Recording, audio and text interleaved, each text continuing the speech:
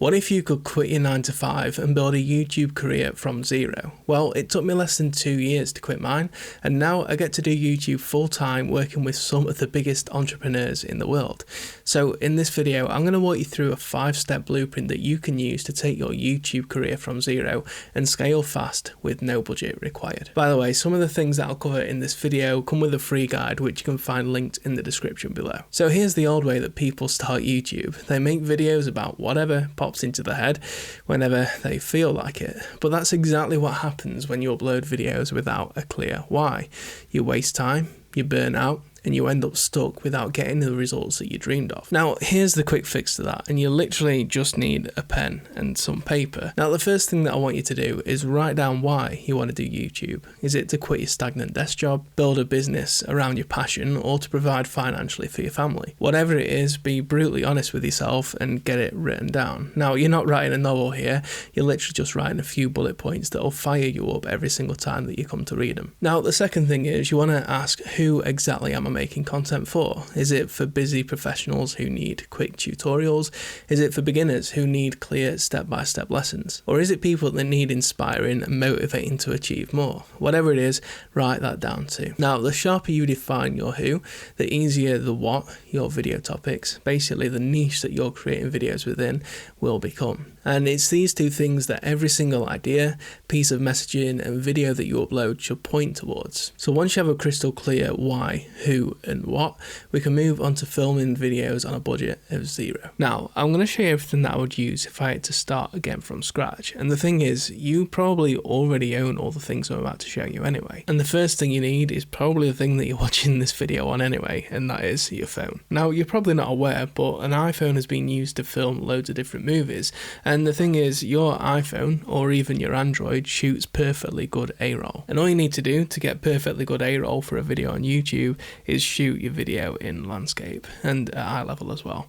But the thing that's going to impact your video quality the most is your lighting. Now, all you need to do here is literally raid your house for any lights that you've got, and that's most likely going to be a lamp, which can be used for a nice background light to add some depth, or even a key light to light up the side of your face. But if you were to spend a little bit of money on maybe your lighting, the one thing that I recommend you do is switching out the bulb that's in your lamp at the minute for a cooler light, so you can get a nice white light on the side of your face, because you basically just want to avoid having your face lit up in an orange kind of glow that's going to be hard to fix in editing. Your background light, that can be whatever colour you want. So you can still get a cinematic look without having to buy expensive lights. But statistics show that a high quality picture isn't what keeps people watching a YouTube video, but it's the audio that does that. So here are two things that you can do to improve your audio instantly. Number one, you can simply just move your phone closer to your face so that it picks up what you're saying better, and you can improve that audio by using something like Adobe Podcast. And the second thing is you can just clip on any cheap lapel microphone that you have kicking around your house, and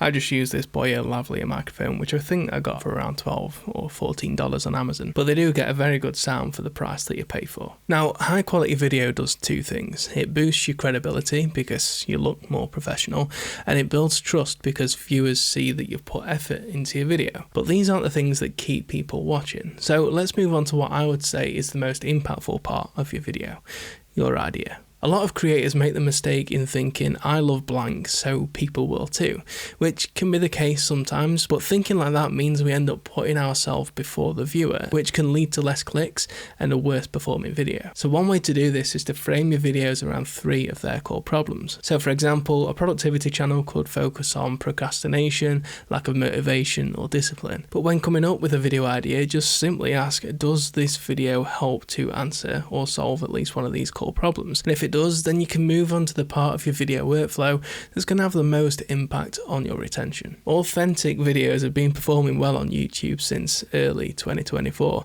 and by authentic, they're basically just more uncut versions of a video. But that doesn't mean you need to wing your script to hack retention. In fact, you absolutely shouldn't. All the big creators that you watch on YouTube are all using some form of script, whether that's just bullet points or word for word. And 99% of the time, I stick to a script, which is made up of 5 key parts, and you can just copy and paste this into a Google Doc. The first part is the number one reason someone's going to click on your video, which is your title and topic. And here you just want to get a list of 10 to 20 title ideas that are under 55 or 50 characters so they can fit everywhere that they're going to be displayed on YouTube. But the two things your title should do is 1, be super clear, and 2, be super intriguing to your ideal viewer. Now, the second part is to draft your payoffs and outline. And I like to do this by bullet pointing every single lesson idea that I can think of in relation to the problem area that I'm trying to solve for the viewer. And then I just pick the top lessons, and most of the time these are at least 3 lesson ideas that are actually going to help the viewer to solve the problem that I'm focusing on. And after that, I asked ChatGPT to come up with what I've called a modular script structure, which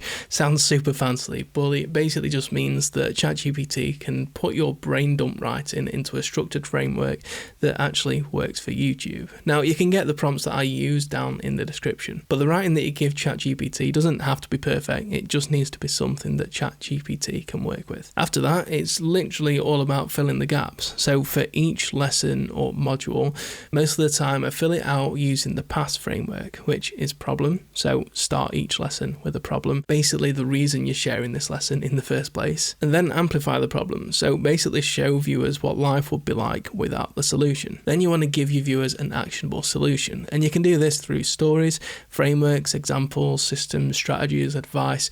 Basically, as long as it's actionable and you've applied it yourself and got the results, then share it. And the last thing is to run each section of your script through ChatGPT with prompts to help refine and improve your writing. Writing scripts might feel scary, but with this modular framework, it's literally just about filling the gaps. Now, if you're an educational YouTuber dreaming of quitting your 9 to 5 and creating a full-time YouTube business like I did, I just opened up a waitlist for our new Discord community where you can get feedback on thumbnails, titles and scripts and connect with other creators who actually understand you. So if you want to grab your spot, you can just click the link in the description. And if by the time you're watching this the community has already opened, I'll put a link in the description so that you can join it straight away. Okay, so now I'm going to help you with something most creators struggle to achieve, but is one of the things that keeps your viewers watching your videos. I'm going to show you how to turn a shot like this into something like this with 3 simple tricks. So step 1, you want to set your phone or camera at eye level, not pointing from any awkward angles that just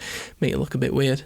Step 2, grab a lamp for your key light so that you can light up the side of your face and create this nice cinematic shadow. Then just grab another lamp or light to add behind you so that you can use it as a backlight that kind of makes this nice professional glow behind you and helps you stand out from the background. And step 3, you want to download a free app called Filmic Pro, or you can just use your phone's cinematic mode, and you can use this on your phone to create a nice cinematic background. Now, this next trick that is going to help speed up your editing is that simple, but that unheard of, even after years of studying editing in college, that it completely blew my mind when I came across it. But it's a trick that's helped me to save hours when editing. You see, I used to cut my A-roll the normal way. I used to sync my audio, work through my video and slice away to remove any bad bits. But after thousands of hours in DaVinci Resolve, which by the way is a free and seriously the best video editor that I've ever used, I discovered a backwards hack that changed absolutely everything. Here's the thing.